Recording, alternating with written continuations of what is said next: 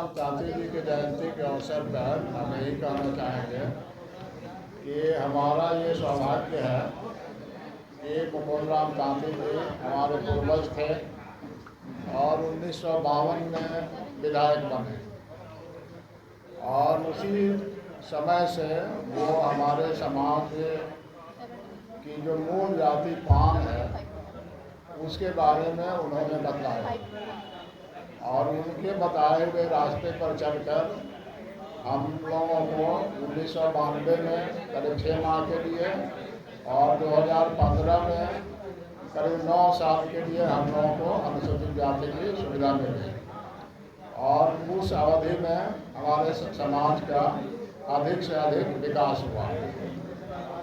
मुकुंद राम तांती जी सीधे साधे व्यक्ति थे, समाज के लिए सोचने वाले थे, स्वतंत्रता सेनानी थे। इसीलिए मैं उनकी जयंती मनाने के लिए प्रयत्न करता रहता हूं और 2017-18 से बिहार में मैंने ही शुरू किया उनका जयंती मनाना और उसका नतीजा ये हुआ कि आज बिहार के कोने कोने में और दिल्ली में भी अन्य शहरों में भी उनकी जयंती मनाई जाती है और उनकी जयंती मनाने के अवसर पर समाज के लोग इकट्ठा होते हैं और अपनी समस्याओं पर चर्चा करते हैं। 13 अप्रैल को बहुत बड़ा रैली होने जा रहा है गांधी मैदान में। अब अभी थोड़ा और हम बोलेंगे, अभी जो बात यहाँ पर हुई है उसके बारे में हम बोल लेते हैं। हम लोगों को जो आरक्षण की सुविधा 2015 में मिली उसके बाद से बहुत सारी समस्याएं भी आना शुरू हो गई। जैसे हाई कोर्ट में केस हुआ, दिल्ली से चिट्ठी आने लगी बिहार सरकार को कि इसको निरस्त कीजिए, आपका काम नियत संगत नहीं है।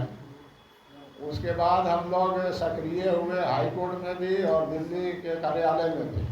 सामाजिक न्याय अधिकारिता मंत्रालय जो है उसके कार्यालय में कभी 6 आदमी, कभी 5 आदमी, कभी 4 आदमी को लेकर के दिल्ली गए और वहाँ जा कर के सामाजिक न्याय अधिकारिता मंत्रालय के मंत्री महोदय से हम लोग मिले, अपनी बात रखे और वहीं पर 2016 में माननीय गृह राज्य मंत्री श्री नित्यानंद राय जी से हमारी पहली मुलाकात हुई, हमारे टीम के लोगों की पहली मुलाकात हुई और उन्होंने हम लोगों का भरपूर सहयोग किया। केंद्र से जो चिट्ठियां आ रही थी उस पर उनके प्रयास से और हम लोगों के प्रयास से विराम लगा और इसका नतीजा ये हुआ कि हम लोग ने 9 साल तक वो सुविधा दी है।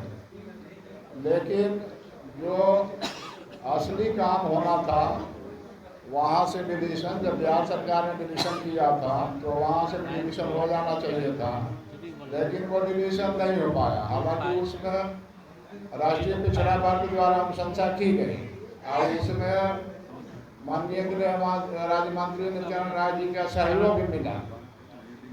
इसलिए हम ये कह सकते हैं कि भाजपा के जो बिहार के नेता हैं माननीय गृह राज्य मंत्री नित्यानंद राय जी, या एक बार तो उस समय ये स्वर्गीय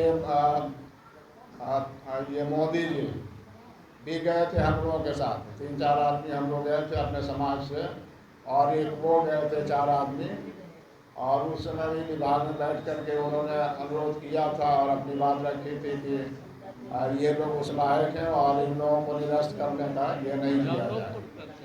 तो सहयोग तो भाजपा के लोगों से मिला है, लेकिन आज की स्थिति में भी सहयोग मिलना चाहिए हम लोगों का। जो हम लोगों की स्थिति है उसमें हम सत्ता पक्ष और विपक्ष दोनों से सहयोग की अपेक्षा करते हैं और ये सुखद संयोग है कि हमारे इस मंच पर सत्ता पक्ष के भी और विपक्ष के भी माननीय हैं और हम दोनों से अपेक्षा करेंगे कि भविष्य में हम लोगों का सहयोग दोनों का मिले और हम लोगों की जाति का जो वाजिब मांग है वो हम लोगों को प्राप्त हो।